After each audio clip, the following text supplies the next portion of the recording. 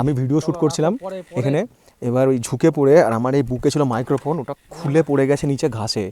এবার এই সিংহ এইরকম ডিস্টেন্স আমাদের সাথে, দেখুন হয়তো খুব বেশি হলে 5 থেকে 6 হাত। এটাকে তুলতে হবে, যেভাবে হোক তুলতে হবে এটাকে, কারণ এটা হারিয়ে গেলে আমার ট্রিপ গন্ডগোল হয়ে যাবে। এই হচ্ছে বাঙালির প্রবলেম, বসতে চাইলে শুতে চায়, এরা হিসুক।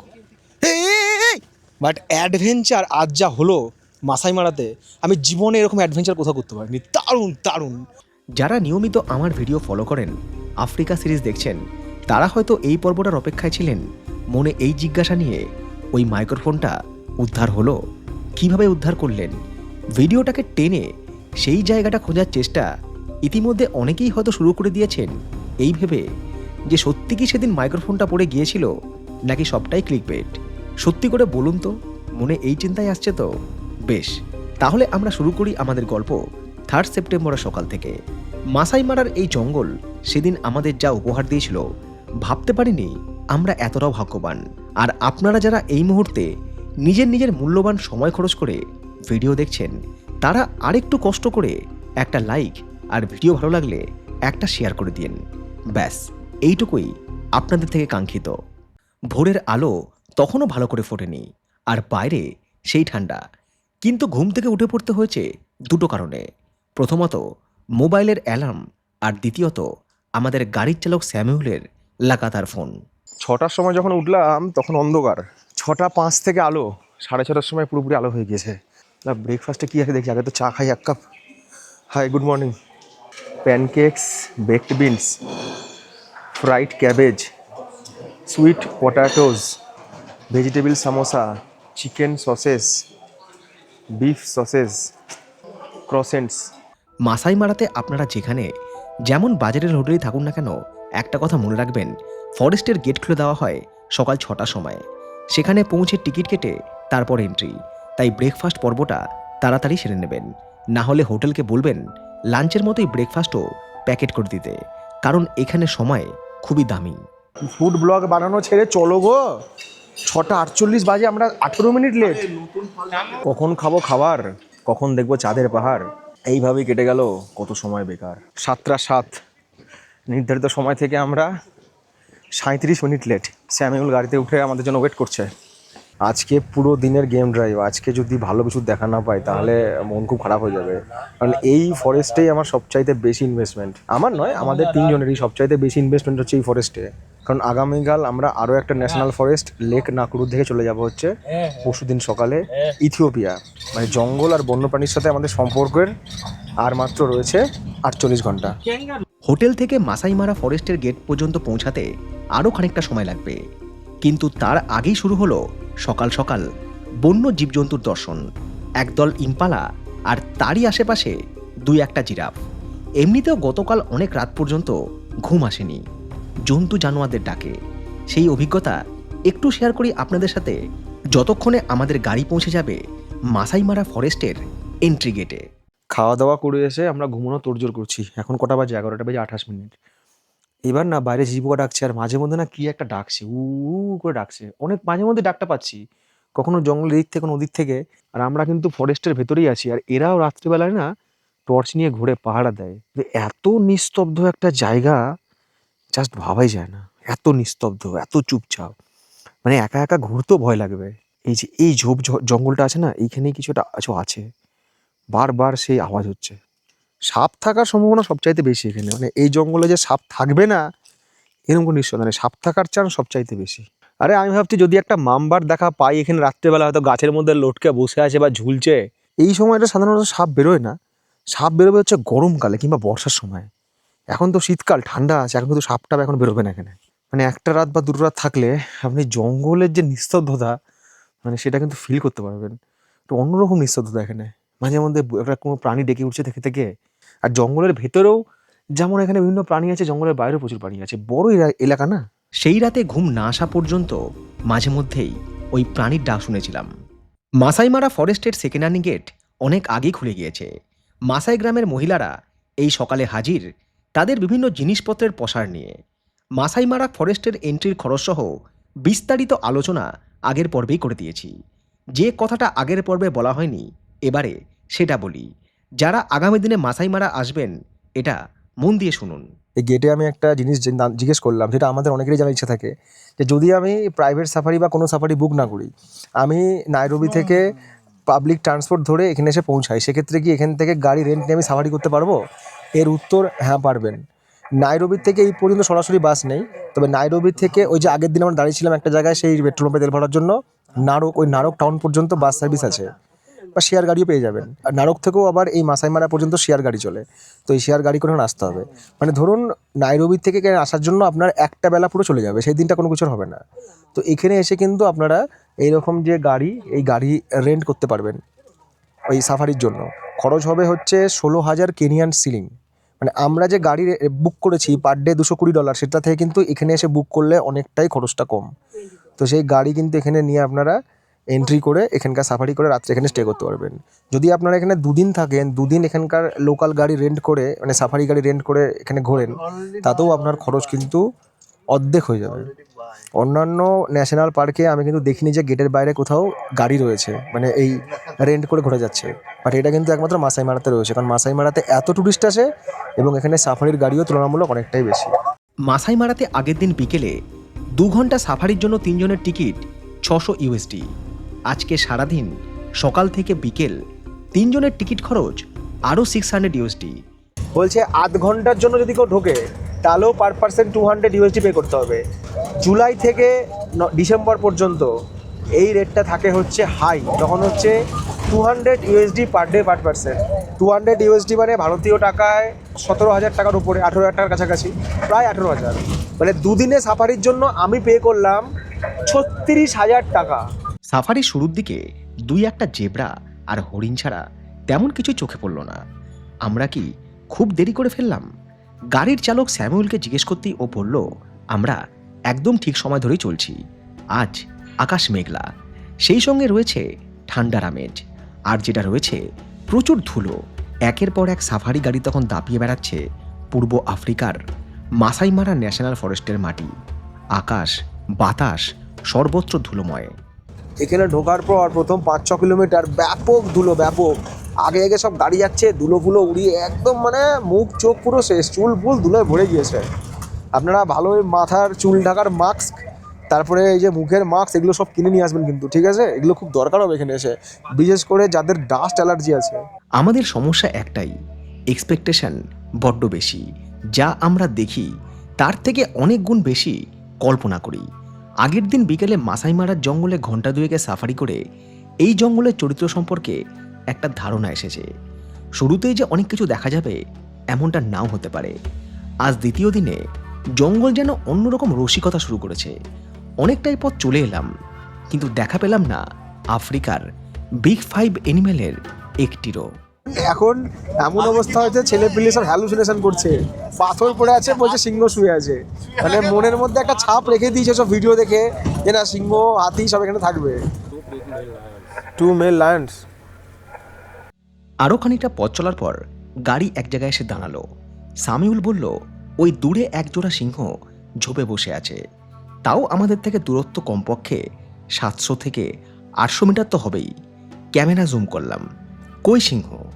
তারপর এদিক ওদিক ক্যামেরা ঘোরাতেই দেখি 2টো সিংহ ঝোপের মধ্যে বসে, আর ওদের সামনে ঘুরে বেড়াচ্ছে অনেকগুলো ইম্পালা। এত দূর থেকে ভালো করে বোঝার উপায় নেই, তাও মনে হলো সিংহ দুটো এতটাই অলস যে না তো ওরা সামনের দিকে আসবে, না তো শিকার ধরবে। এখানে হরিণটা আরামসে ঘাস খেয়ে বেড়াচ্ছে। যদিও এই যে হরিণটা জুমে দেখাচ্ছি না, এই যে ঘুরছে, এর সঙ্গে তো সিংহটার ডিস্টেন্স আছে অনেকটাই। এই ল্যান্ডটায় শুধু হরিণ, এইদিকে শুধু হচ্ছে হায়না, আর এই বুশগুলোতে চুপচাপ সিংহ। একটা প্রশ্ন হয়তো আপনাদের মনে আসছে যে সিংহ যখন দেখাই যাচ্ছে তাহলে সাফারির গাড়িটাকে ওখানে কেন নিয়ে যাচ্ছে না? আসলে জঙ্গলের নিয়ম অনুসারে সাফারির গাড়ির চালক তার নির্দেশিত রাস্তা ছেড়ে সাফারির গাড়িকে কোনো অফরোডে নিয়ে যেতে পারবে না। আরও খানিকটা পথ চলে আমাদের গাড়ি এসে পৌঁছালো মাসাই মারা জঙ্গলের অন্য একটা এন্ট্রি গেটের কাছে। এই গেটের নাম তালেক গেট। এখানেও যথারীতি মাসাই মহিলারা আমাদের ঘিরে ধরল, ওদের হাতের বিভিন্ন জিনিসপত্র বিক্রি করার জন্য। ওনাদের কাছ থেকে বেশ কয়েকটা জিনিস কিনলাম, তবে দরদাম করে। 400 no, 2 is 400 for 2, 400 সাংঘাতিক লেভেলে বার্গেনিং করতে হবে, আবার ভিডিও করলেও বলছে ফটো মানি। হ্যাঁ 250 করে 350 সিলিং এক একটা নিয়েছি, 4টে হচ্ছে 1000 সিলিং, ঠিক আছে দাম। এইগুলো অনুপম নিয়েছে 300 সিলিং করে, এটা আমার নিয়েছে 400, মানে 1400। বন্ধুর জন্য এটা কিনেছি, এটা হচ্ছে 250, মানে 1400 আর হচ্ছে 250, 1650 সিলিং। সকাল সকাল চুনা লেগ গেল, চুনা। এদিকে খবর আসছে কোথায় সিংহ বেরিয়েছে, দুটো সিংহ কিন্তু এখানে বসে আছে চুপ করে। সবার মনের একটা ইচ্ছা সিংহ দুটো যেন একটু উঠে মুভমেন্ট করে, ভালো ভিডিও আসে। খবর পেয়ে তড়িঘড়ি সিংহের কাছে ছুটে গেলাম ঠিকই, কিন্তু ওরা ঝোপ জঙ্গল থেকে বেরিয়ে আর কষ্ট করে ক্যামেরার সামনে আসেনি। আমরাই ক্যামেরার অ্যাঙ্গেল এদিক ওদিক করে ওদের ছবি তুললাম। তারপর যা দেখলাম, মাসাই মারার জঙ্গলে বন্য জীবজন্তু দেখার খাতা অবশেষে খুলল। আবারও নতুন উদ্যম নিয়ে শুরু হলো পথ চলা। তারই মাঝে খবর এলো জঙ্গলের একদিকে দেখা গিয়েছে এক পাল হাতির দল।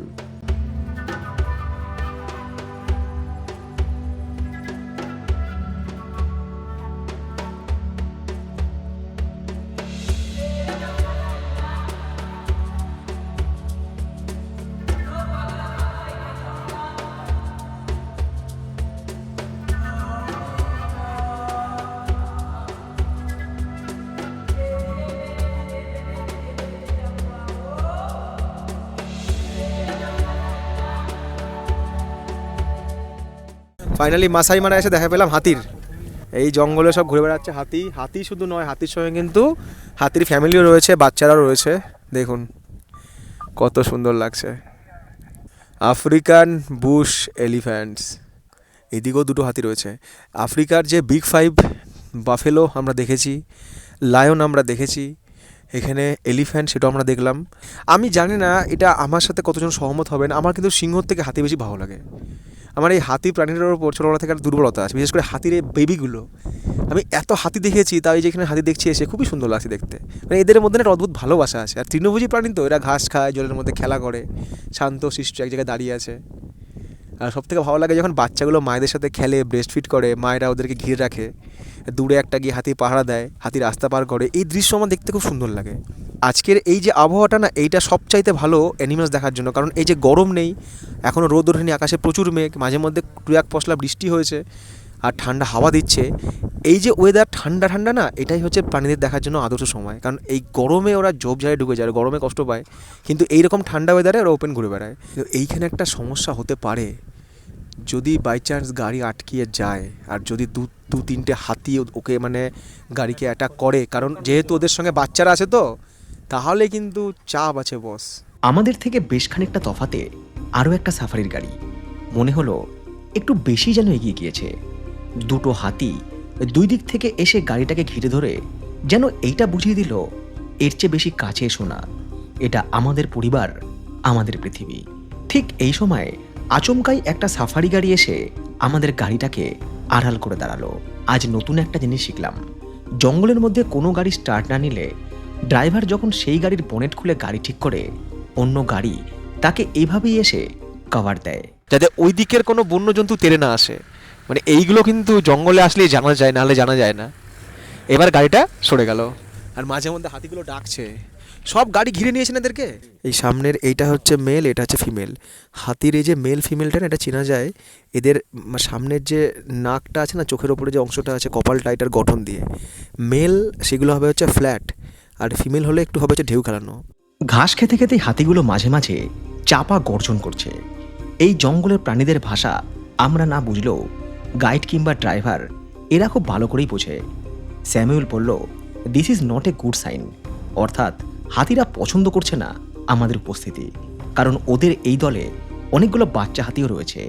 বিকজ অফ বেবিস, আমাদের শ্যামই কথাটাই বলছে যে আমরা যে দাঁড়িয়ে আছি না, এরা মাঝে মধ্যে হাতিগুলো ডাকছে, এটা কিন্তু খুব ভালো সাইন নয়। এরা কিন্তু অ্যাগ্রেসিভ হয়ে যেতে পারে যখন তখন। অতএব এবারে আমাদের রওনা দিতে হবে নতুন কিছু সন্ধানে, এবং যত তাড়াতাড়ি সম্ভব এই জায়গা খালি করতে হবে। রেডিওতে খবর এলো, কী প্রাণী সেটা বুঝতে পারলাম না, তবে দেখলাম সাফারির সব গাড়িগুলো ছুটছে ওই গাছের নিচে, যেখানে আগে থেকেই কম করে হলেও 30টা সাফারির গাড়ি হাজির হয়েছে। ওখানে পৌঁছে যা দেখলাম, জাস্ট ভিড়টা দেখুন এখানে। একটা গাড়ি তো মনে হয় ওই জঙ্গলে ঢুকে গিয়েছে, মানে ও আর ওখান থেকে বেরোতে পারবে বলে মনে হচ্ছে না। নাই নাই করে এখানে 40 থেকে 50টা গাড়ি আছে, আরও পেছন থেকে গাড়ি আসছে।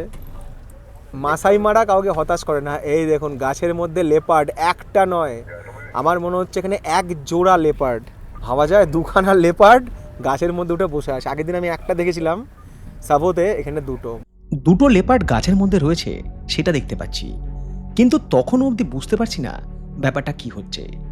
ভিডিওতে যেটা জুম করে দেখা যাচ্ছে সেটা তখন খালি চোখে গাছের ডালপালার আড়ালে এতটাও স্পষ্ট ছিল না। সাদা সাদা দাঁতের ওপরে রাঙা জিভটা অনেকখানি বার হয়ে লক লক করছে। বিভূতিভূষণ বন্দ্যোপাধ্যায় তার চাঁদের পাহাড়ে এই নেকড়ে বা লেপার্ডের কথা উল্লেখ করেছেন গল্পের প্রায় শেষ দিকে। আমি আগেও বলেছি যে চাঁদের পাহাড়ে উল্লিখিত বুনিপ ছাড়া বাকি সব জন্তুই আমি দেখেছি এই আফ্রিকায়, কিন্তু এখানে গল্প কিছু আলাদাই। এতক্ষণ ধরে যে জিনিসটা আমাদের চোখে পড়েনি, এবারে সেটা দেখলাম। বাস্তুতন্ত্রের কঠিন বাস্তব আমাদের গল্পের খোরাক। নেকড়েটা একটা আস্ত হরিণকে মুখে করে গাছের ওপরে নিয়ে গিয়ে তাকে ছিঁড়ে ছিঁড়ে খাচ্ছে। টাটকা শিকার, নিরীহ প্রাণীটার ফোঁটা ফোঁটা রক্ত নিচে পড়ছে, গা শিউরে ওঠার মতো দৃশ্য। একটা হরিণকে গাছের মধ্যে নিয়ে গিয়ে খাচ্ছে, আরেকটা লেপার্ড নিচে তাকিয়ে আছে। এই দৃশ্য আজকে মাসাই মারা সত্যি আমাদের সার্থক। আমরা সকাল থেকে দুঃখ পাচ্ছিলাম যে আমরা কি দেখবো না দেখবো, বাট এটা বেস্ট। এইটা আমাদের আউট অফ এক্সপেকটেশন। এরপর যে দৃশ্য দেখলাম সেটা দেখার পর খানিকক্ষণের জন্য বাকরুদ্ধ হয়ে গিয়েছিলাম। মৃত হরিণটা গর্ভবতী ছিল। তার শাবকটি গাছ থেকে মাটিতে পড়তেই অন্য নেকড়েটি দ্রুত গাছ থেকে নেমে পড়ল। নেকড়ে তার শিকারের এক টুকরো তাজা মাংস ছাড়তে রাজি নয়।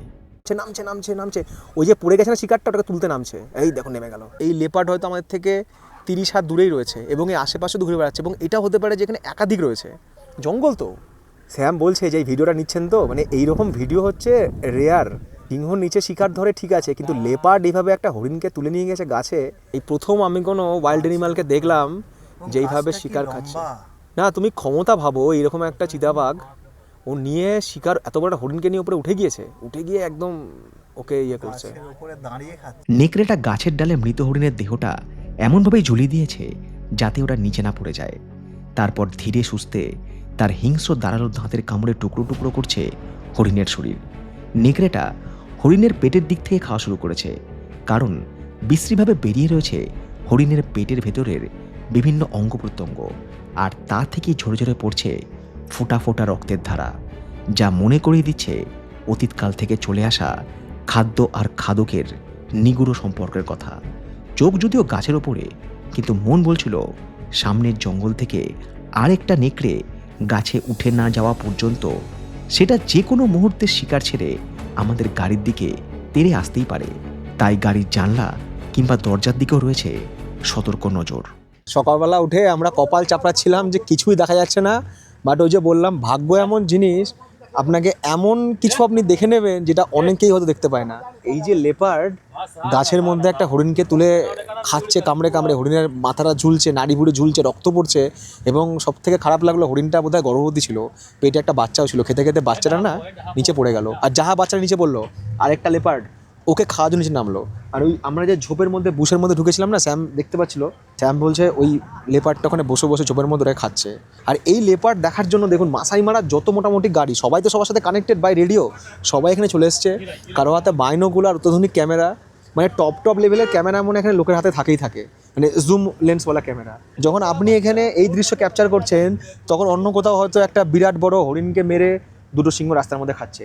মাসাই মারায় প্রত্যেক মুহূর্তে একটা না একটা ঘটনা ঘটে। শুধু মাসাই মারা বলে নয়, এখানকার জঙ্গলে, আফ্রিকার জঙ্গলের কিন্তু এর বিশেষত্ব, প্রত্যেক মুহূর্তে একটা না একটা ঘটে। কাজেই আপনি এখানে আসার পর কিছু না কিছু সাক্ষী অবশ্যই হবেন। আপনি মাইগ্রেশন দেখতে পান না পান, আপনি আফ্রিকার যে বিগ 5 তার মধ্যে বিগ 4 তো ডেফিনেটলি পাবেন। নেকড়ে আর চিতাবাঘ নিয়ে অনেক সময় কনফিউশন হয়ে যায় যে দুটোই যেন একই রকম দেখতে।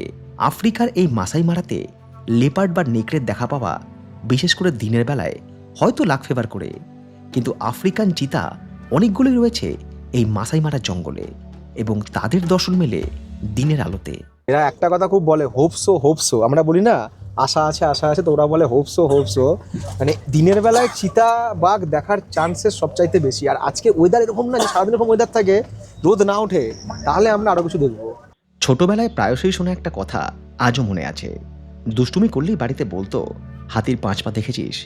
হাতির 5 পা আসলে কি সেটা সেদিনও জানতাম না। আজকে জানলাম। এই আফ্রিকার মাসাই মারাতে 5 লেগস এলিফ্যান্ট বা আমাদের বাংলায় হাতির 5 পা বলতে হাতির কোন জিনিসটাকে বাস্তবে বোঝানো হয়। এও এক বিচিত্র বিষয়, যেটা দেখার পর মুখ দিয়ে নিজে থেকেই বেরিয়ে আসে হাতির 5 পা। ছোটবেলায় শুনতাম না, হাতির 5 পা দেখেছিস, 5 পা দেখেছিস, এইটাই হচ্ছে সেই হাতির 5 পা। হাতির 5 পা নিয়ে আমরা নিজেরা দুপাশ কথা আলোচনা করছি, এমনই সময় খবর এলো জঙ্গলের অন্য এক প্রান্তে দেখা গিয়েছে একখান আফ্রিকান চিতা। গাড়ির মুভমেন্ট প্রতি মুহূর্তে পরিবর্তনশীল। ধরুন আপনার গাড়ি একটা স্ট্রেট হতে যাচ্ছে, হয়তো এদের এখানে রেডিওতে খবর এলো কিছু একটা দেখা গিয়েছে, গাড়ি ঘুরিয়ে আবার পাই পাই করে ছুটবে, মানে সারাদিন এখানে গেম ড্রাইভ চলে। আমরা পৌঁছানোর খানিক আগেই অন্যান্য সাফারির গাড়ি ওখানে পৌঁছে চিতাটাকে কভার করছে। মাঝে মাঝে মনে হয় আমাদের অত্যাচারে এই বন্যপ্রাণীগুলোর শান্তি হয়তো বিঘ্নিত। তারপর আবার এও মনে হয় ওরা হয়তো এইভাবেই অভ্যস্ত হয়ে গিয়েছে। পশু আর মানুষের সহবাসের আদর্শ উদাহরণ এই আফ্রিকার জঙ্গল। বড় বড় ঘাস জমি বা সাভানার মাঝে বসে রয়েছে চিতাটা, আর ওটাকে চারিদিকে ঘিরে রয়েছে পার্কের সাফারি গাড়ি।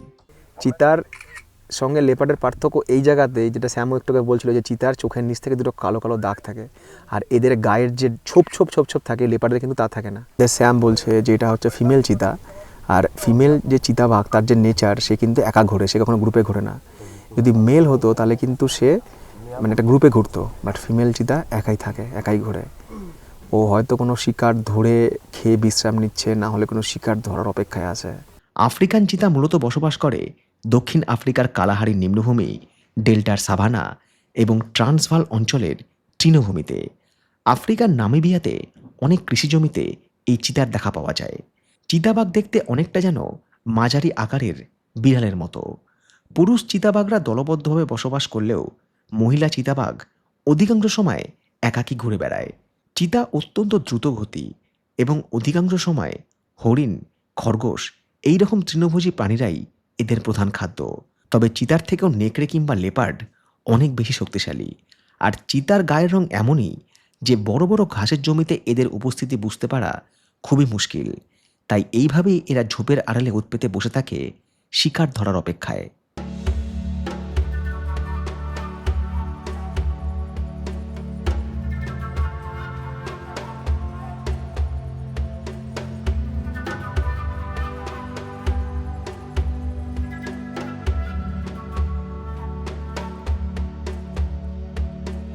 চিতাবাঘটা বেশ খানিকটা সময় ধরে আমাদের অবজার্ভ করলো। তারপর ধীরে সুস্থে এগিয়ে গেল হালকা থেকে ঘন ঝোপঝাড়ের দিকে। তেরেও এলো না বা কোনোভাবে বিরক্ত হয়েছে এমনটাও মনে হলো না। চিতাবাঘটা এরপর কী কী করতে পারে আমরা এই নিয়ে আলোচনা করছি, এমন সময় আবারও রেডিওতে খবর এলো আরও একটা চিতাবাঘের দেখা পাওয়া গিয়েছে। এবারে জঙ্গলে নয়, রাস্তার একদম পাশেই। আমরাও সেখানে পৌঁছে গিয়ে দেখি হলদে সবুজ তৃণভূমিতে চিতাটা এক পাশ করে শুয়ে আছে। মনে হতে পারে ও হয়তো বিশ্রাম করছে, আসলে তা নয়। চিতা তার শিকার ধরার পূর্ব প্রস্তুতি নিচ্ছে। আশেপাশেই রয়েছে সবুজ ঘাস, আর সেই ঘাস খেতে ব্যস্ত বেশ কয়েকটা মাঝারি সাইজের ইম্পালা। চিতাবাঘ যেমনই দ্রুতগতি সম্পন্ন তেমনই ধূর্ত। সে অপেক্ষা করছে ঘাস খেতে খেতে কখন একটা ইম্পালা ভুল করে তার একদম নাগালে চলে আসবে। আর তারপর কি হবে সেই অপেক্ষায় সাফারি গাড়িগুলো থেকে অত্যাধুনিক ক্যামেরা লেন্স জুম করে বহু সময় ধরে অপেক্ষায় মাসাই মারা টুরিস্টরা। অপেক্ষা প্রতি মুহূর্তের এই ভেবে যে কখন চিতা শিকার করবে, আর ওটাই হবে দিনের সেরা প্রাপ্তি। আমরাও হয়তো সেই অপেক্ষায় ছিলাম। এদিকে আবারও খবর এলো একজোড়া সিংহের দেখা পাওয়া গিয়েছে কাছেই একটা ঝোপঝাড় থেকে। চিতাবাঘকে ছেড়ে আমরা সেই দিকে ছুট লাগালাম, কারণ এতগুলো গাড়ি দেখে ওই চিতাটা কোনো রকম মুভমেন্ট করছিল না। এইখানে গাড়িগুলো দাঁড়িয়ে আছে এই সিংহকে দেখার জন্য, এই যে বুশের নিচে সিংহ বসে আছে, হ্যাঁ। আর ওই গাড়িগুলো ওখানে দাঁড়িয়ে আছে চিতা দেখার জন্য, কারণ ওইখানে চিতাবাঘটা রয়েছে। ওইদিকে চিতা, এইদিকে সিংহ, এটাই হচ্ছে মাসাই মারা। মাঝখানটায় আমরা লাঞ্চটা করি। হ্যাঁ, মাসাই মারার জঙ্গলের অফরোড সাফারি নিয়ে কিছু বিধিনিষেধ রয়েছে। এখানে মাঝে মধ্যে টহল দিচ্ছে বন দপ্তরের রক্ষীরা। ধরা পড়লে বিরাট অঙ্কের ফাইন। ওরা নির্দেশ না দিলে কোনো সাফারি গাড়ি নিয়ম ভেঙে অফরোডে যেতে পারবে না। আমরাও বেশ খানিকটা সময় অপেক্ষার পর আমরা অনুমতি পেলাম। তবে শর্ত এটাই যে 2টো করে গাড়ি যাবে। সিংহের ছবি তোলা হয়ে গেলে তারা ফিরে আসবে, তারপর বাকিরা যাবে। যখন তখন অ্যাটাক করতে পারে। এই যে গাড়ির আওয়াজে না এদের ঘুমের ডিস্টার্ব হচ্ছে, এটা বিরক্ত উঠে উঠে দেখছে যে কী কেস ভাই। এখানে 2টো ফিমেল, এর আগে আমরা দেখলাম 2টো মেল, এখানে 2টো ফিমেল। আজকে আমরা কত সিংহ দেখলাম, এই যে মাঝে মধ্যে লেজের ভারী দিচ্ছে। চাঁদের পাহাড়ে শঙ্করকে অ্যালভারেজ বলছে, গ্রামে আমাদের খাতির হয়ে গেল খুব, 15 দিন আমরা সে গ্রামের সর্দারের অতিথি হয়ে রইলাম। ইল্যান্ড হরিণ শিকার করি আর রাত্রে কাফেরদের মাংস খেতে নিমন্ত্রণ করি। এই যে ইল্যান্ড হরিণের কথা বলা হচ্ছে, এই হচ্ছে সে আফ্রিকার ইল্যান্ড হরিণ, আফ্রিকার সব থেকে বড় অ্যানথ্রোপ। এখানে পরপর সব ইল্যান্ড হরিণ দাঁড়িয়ে আছে। চাঁদের পাহাড়ে যতগুলো প্রাণীর কথা বলা হয়েছে বুনিপ বাদে সব কিছুই কিন্তু আফ্রিকায় দেখা মেলে বা আমরা পেয়েছি। হ্যাঁ, ব্ল্যাক মাম্বা পাইনি, বাকি বেবুন, সিংহ, হাতি, জিরাফ, ইল্যান্ড হরিণ সব দেখা পেয়েছি। আর সেই সাথে বাওবাব গাছ। তৃণভোজী মাংসাশী সমস্ত প্রাণীর সহচর হচ্ছে এই আফ্রিকাতে। মাসাই মারাতে গতকাল বিকেলে সাফারি শুরুতেই দূর থেকে দেখেছিলাম আফ্রিকান হায়না। আজকে চলার পথে খুব কাছ থেকেই দর্শন পেলাম একটা পুরুষ হায়নার। মনে হলো সারা রাত জেগে জেগে বেচারা খুব ক্লান্ত, তাই পথের ধারে সাদা বালির ওপরে একটু বিশ্রাম করছে। দু একটা হায়নাও এসে ওদের দলে যোগ দিয়েছে। হায়নাদের চোখগুলো অন্ধকারে কি ভীষণ জ্বলে। চাঁদের পাহাড়ে বিভূতিভূষণ বন্দ্যোপাধ্যায় যে হায়নার কথা বলেছিলেন, এই হচ্ছে সে আফ্রিকান হায়না। এরা সারা রাত ঘুরে বেরিয়েছে, এখন রেস্ট করছে। দূর দূর পর্যন্ত আর কোনো প্রাণীর দেখা নেই, কিচ্ছুর দেখা নেই। অনেক দূরে হয়তো একটা সাফারি গাড়ি যাচ্ছে। টাটা।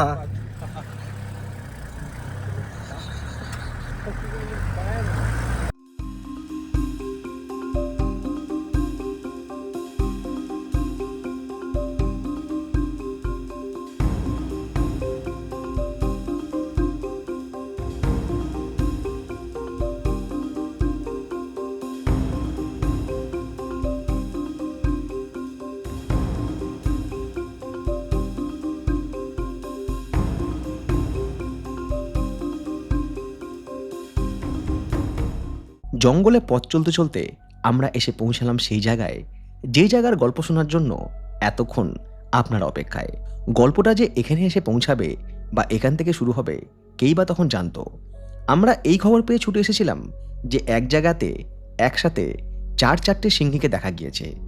পৌঁছে দেখলাম খুব বেশি ভিড়ভাড় নেই।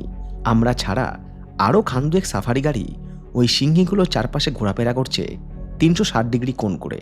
আমরা দেখো সকালবেলায় সিংহ দেখার জন্য এত হুড়পুড় করলাম, আর এখানে দেখো সিংহ আমার থেকে কতটা কাছে। এখান থেকে হয়তো খুব বেশি হলে 5 হাত হবে, খুব বেশি হলে 5 হাত। মাঝে মধ্যে ওই গাড়িটা না পাক দিচ্ছে যাতে ওরা একটু উঠে উঠে দাঁড়ায়, একটু অ্যাক্টিভিটি করে। সময় হাতে প্রচুর, সবাইকে ভিডিও করে দেখাচ্ছি। দেখো মাসাই মারা জঙ্গলের একটা ভালো জিনিস, সব জায়গাতেই ফোনের নেটওয়ার্ক থাকে, আর ইন্টারনেটে যা স্পিড তাতে ভিডিও কল করাই যায়। অন্যান্য সাফারি গাড়িগুলো চলে গেলেও শুধুমাত্র আমরাই রয়ে গেলাম। সবাই নিজের নিজের চেনা পরিচিত লোককে ভিডিও কল করে দেখাচ্ছি আফ্রিকান লায়নের লাইভ অ্যাক্টিভিটি। বাকি গাড়িগুলো চলে যাওয়ার পর দেখলাম সিংহীগুলো কেমন যেন নড়ে চড়ে বসলো। ওরাও যেন আমাদের সঙ্গে আলাপ পরিচয় করতে চায়। আমরাও উৎসাহিত হয়ে যতটা সম্ভব শরীরটা গাড়ির জানলা দিয়ে বাইরে বের করে ওদের ভিডিও শ্যুট করছিলাম। এরা ম্যানিটার নয়, আর খিদে না পেলে হয়তো আক্রমণ করে না, এমনই একটা ধারণা ছিল মনের মধ্যে। অনুপম, একটাই ভয় আমার, ফোন না পড়ে যায়। ফোন পড়ে গেলেই শেষ, আমি আর জীবনে ফোনটা পাবো না। হাত থেকে সেদিন ফোন পড়ে যায়নি ঠিকই, কিন্তু গাড়ির জানলার সঙ্গে লেগে আচমকায় বুকে আটকানো মাইক্রোফোনটা খুলে পড়ে যায় ঘাসের মধ্যে। সেই সঙ্গে আরও একটা জিনিস, মাইক্রোফোনের পেছনে লাগানো খুব ছোট্ট একটা ম্যাগনেট ক্লিপ। প্রথমটা দেখা গেলেও দ্বিতীয়টা প্রায় অদৃশ্য ঝোপের আড়ালে। এখানে বিশাল গন্ডগোল হয়ে গেছে। আমি ভিডিও শ্যুট করছিলাম এখানে, এবার ওই ঝুঁকে পড়ে, আর আমার এই বুকে ছিল মাইক্রোফোন, ওটা খুলে পড়ে গেছে নিচে ঘাসে। এবার এই সিংহ এইরকম ডিস্টেন্স আমাদের সাথে, দেখুন হয়তো খুব বেশি হলে 5 থেকে 6 হাত। এবার আমাদের স্যামুয়েল বলছে সিংহ অ্যাগ্রেসিভ। আমি বললাম ভাই আমাদের মাইক্রোফোনও এক্সপেন্সিভ। কি কামড়াচ্ছে এখানে, বাপরে বাপ, মাছি নাকি, মশা মাছি কীসব রয়েছে এখানে। এবার এটাকে তুলতে হবে, যেভাবে হোক তুলতে হবে এটাকে, কারণ এটা হারিয়ে গেলে আমার ট্রিপ গন্ডগোল হয়ে যাবে। তো দেখা যাক মাইক্রোফোন রেস্কিউ করতে পারি কিনা সিংহের কাছ থেকে। স্যামুয়েল অভিজ্ঞ চালক, জঙ্গল আর জঙ্গলি প্রাণী সম্পর্কে যথেষ্ট জানে আর বোঝে, তাই গাড়িটা বেশ কয়েকবার পাক ঘুরিয়ে বোঝার চেষ্টা করলো সিংহীগুলোর বর্তমান অবস্থা। ওদের পেট ভরা থাকলে হয়তো ওরা কোনোভাবেই আক্রমণ করবে না। আর মাইক্রোফোনটা উদ্ধার করতে আমরা কাজে লাগালাম দারুণ একটা প্ল্যান। ঠিক যে জায়গাতে মাইক্রোফোনটা ঘাসের মধ্যে পড়েছে, গাড়ির মাঝখানের দরজাটা সেখানেই পড়বে এমন পজিশনে নিয়ে এসে দাঁড় করানো হলো আমাদের গাড়ি, কিন্তু স্টার্ট বন্ধ না করে, যাতে সিংহ যদি তেড়ে আসে তাহলে আমরাও যেন স্পিড নিয়ে টেনে বেরিয়ে যেতে পারি। আমাদের মধ্যে সবথেকে লম্বা আর শক্তিশালী হচ্ছে শেখর। ও মোটামুটি নিচে শুয়ে ঘাস হাতড়ে উদ্ধার করে ফেলল মাইক্রোফোন আর সেই সঙ্গে ম্যাগনেট ক্লিপ।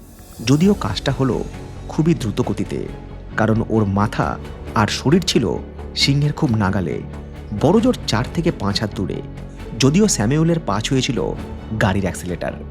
সাক্ষী থাকলো মাসাই মারা জঙ্গল, 3 বাঙালি আর 1 আফ্রিকানের রোমহর্ষক এই অভিজ্ঞতার। বাংলাদেশ থেকে ড্রোন উদ্ধার কিংবা আফ্রিকায় মাইক্রোফোন উদ্ধার, জানি না নিয়তি আর কি লিখেছে এই মানুষটার জীবনে। আপাতত সিংহগুলো থেকে খানিকটা তফাতে এসে নিলাম টয়লেট ব্রেক।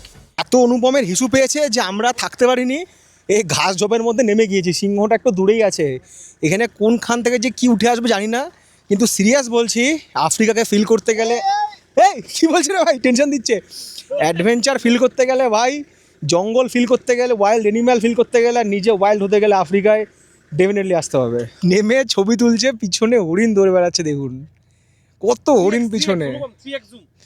এদিকে রয়েছে হরিণ আর ওই দিকে রয়েছে হাতি, ওই দিকে সব হাতি ঘুরে বেড়াচ্ছে। এই তোমরা ছবি তোলা, আমি দিকটা পাহারা দিই।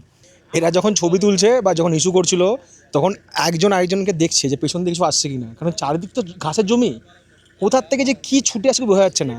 আর আমরা গাড়ির দরজা খোলা রেখেছি। বাট অ্যাডভেঞ্চার আজ যা হলো মাসাই মারাতে, আমি জীবনে এরকম অ্যাডভেঞ্চার কোথাও করতে পারিনি। দারুণ দারুণ। পেছনটা দেখে নাও, ব্ল্যাক মাম্বা আসছে কিনা। ব্ল্যাক মাম্বা সেই দিন আসেনি, তবে খানিকক্ষণ বাদে খবর এলো আবারও দেখা গিয়েছে এক ঝাঁক সিংহ আমাদের থেকে কিছুটা দূরে। ব্যাস, আবারও পথ চলা শুরু সেই সিংহ দর্শন করতে। যদিও এবারে তারা সংখ্যায় আগের চাইতে অনেক বেশি, তাই ঝাঁক শব্দটা হয়তো খুব ভুল বলা হয়নি। এই জায়গাতে এত জেব্রা আর এইখানে সিংহ, যদি একটা সিংহ মনে করে ছুটে গিয়ে একটা জেব্রার ঘাড়ে কামড়াবে, কোনো ব্যাপারই নয়। ওইখানে হরিণ, হরিণ জেব্রা ভর্তি ভর্তি, আর এই ঝোপের মধ্যে সিংহ। প্রথমবারে বুঝতে না পারলেও বারতিনেক ওই ঝোপের চক্কর লাগানোর পরে যা বুঝলাম, ঝোপের ভেতরে বিশ্রাম করছে বা ঘুমাচ্ছে পূর্ণবয়স্ক কতগুলো সিংহ শাবক, আর একটা পুরুষ সিংহ কতকটা ঝোপ থেকে বেরিয়ে এসে ওদের পাহারা দিচ্ছে। মাঝে মাঝে চোখ খুলে দেখে নিচ্ছে আমাদের অবস্থান। সঙ্গে বাচ্চারা থাকলে সিংহ, হাতি কিংবা মানুষ একটু বেশি সচেতন বা অ্যাক্টিভ থাকে। এটাই হয়তো ইউনিভার্সাল ট্রুথ। ওই সামনের যে সিংহটা রয়েছে, এ একটু আগে উঠেছিল, মুখ বার করেছিল, মুখ উঠে না সবাইকে দেখছিল, বিশাল। ওই একমাত্র জেগে আছে, বসে আছে, আর বাকিগুলো সব ঘুমোচ্ছে। আর এই যে এদের কানের মধ্যে মাছি বসছে, এরা কানটাকে নাড়াচ্ছে। সত্যি এদেরও খুব বিরক্তিকর, এত সুন্দর মেজাজ নিয়ে ঘুমোচ্ছে। এবার আমার যদি ঘুমের মধ্যে আমার কানের কাছে মাছি ভন ভন করে, তো আমাদেরও রাগ লাগবে। একটু আগে আমার মুখে মাছি বসছিল, আমারই রাগ হচ্ছিল, এদের কেন হবে না? মাসাই মারাতে এত সিংহ। আজকে ওয়েদারটাও তো আমাদের সাথ দিয়েছে না, আজকে তো সারাদিন ওদের দেখাই নাই। স্যামুয়েল বলেছিল যে এই ওয়েদারে এরকম মেঘ, ঠান্ডা ঠান্ডা দিন, সব প্রাণী দেখা পাবেন। সব প্রাণী দেখা পেলাম, সব। শুধু রাইনো বাদে, রাইনোটা আমরা এর পরের যেখানে যাবো, লেক নাকুরু ন্যাশনাল পার্ক, সেখানে দেখবো। বাট আফ্রিকা ভাই ব্যাপক ব্যাপক। নেক্সট ইয়ার আফ্রিকা আসছো?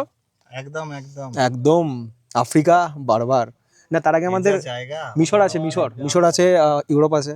এরপর ছিল লাঞ্চ ব্রেক, কিন্তু আমরা ঠিক করলাম লাঞ্চ করব, তবে মাসাই মারার মারা রিভার দেখে এসে। এই সিদ্ধান্তটা একদমই ঠিক ছিল, না হলে লাঞ্চে পেটে যা কিছু যেত সবটাই হয়তো বমি হয়ে বেরিয়ে আসতো। কারণ এই মারা নদী এলাকাতে দৃশ্য কিছু এমনই, চারিদিকে দুর্গন্ধ ছড়াচ্ছে নদীর ধারে পড়ে থাকা কিছু ওয়াইল্ড বিস্টের পচা গলা মৃতদেহ। ওদের সেই শরীর ঠুকরে ঠুকরে মাংস খেতে ব্যস্ত আফ্রিকার ম্যারাবু স্ট্রক বা মারাবু সারস। বাংলা করে দেখেছিলাম এই পাখিগুলোর আরেক নাম মদন টাক। কোথাও নদীর ধারে, কোথাও বা পাথরের খাঁজে আটকে রয়েছে ওয়াইল্ড বিস্টের মৃতদেহ। কিন্তু আমার মনে হয়েছিল পুরো মাসাই মারার মধ্যে এই জায়গাটাই সবচাইতে বেশি ভয়ঙ্কর। এখানে তো প্রচণ্ড দুর্গন্ধ, এখানে আমাদের নাকে আর কি মাস্ক পরে যেতে হচ্ছে।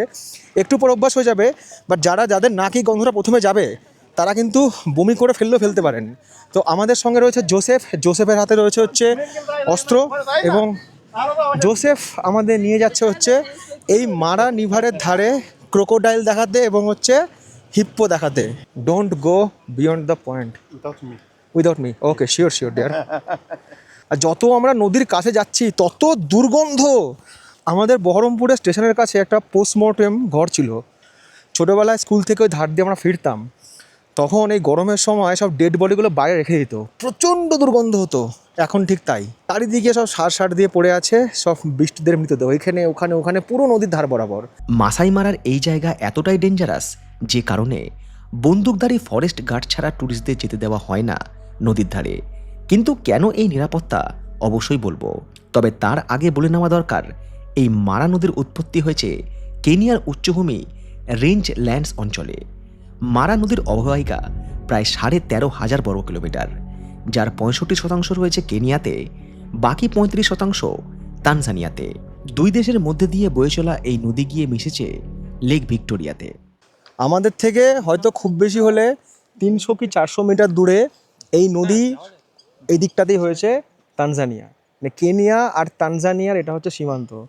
নদীর চড়ায় বিরাট আকৃতির সব কুমির, এদের গায়ের রং সবুজ, যার আরেক নাম নাইল ক্রোকোডাইল বা নীল নদের কুমির।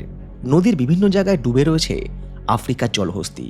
সবথেকে বড় বিষয়, এই নদী পার করেই প্রত্যেক বছর লাখে লাখে ওয়াইল্ড বিস্ট সহ আরও অনেক তৃণভোজী প্রাণী সবুজ ঘাসের সন্ধানে ছুটে আসে তানজানিয়া সেরেঙ্গেটি থেকে কেনিয়ার মাসাই মারাতে, যাকে বলা হয় দ্য গ্রেট মাইগ্রেশন।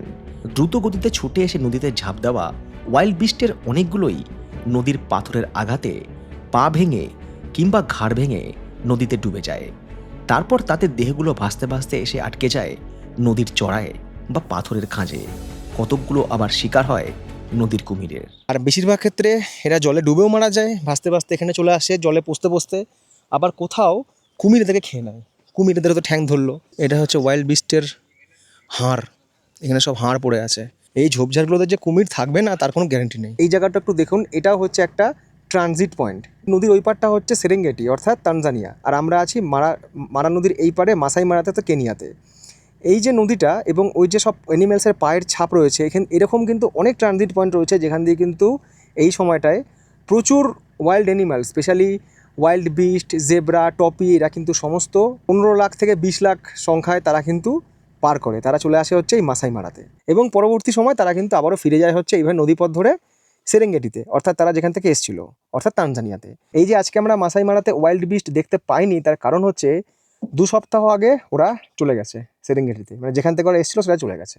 মারা নদীর ট্রানজিট পয়েন্ট দেখে নেওয়ার পর এরপর যে জায়গাতে এলাম, এটা কেনিয়া এবং তানজানিয়া দুই দেশের ল্যান্ড বর্ডার জঙ্গলের মধ্যে।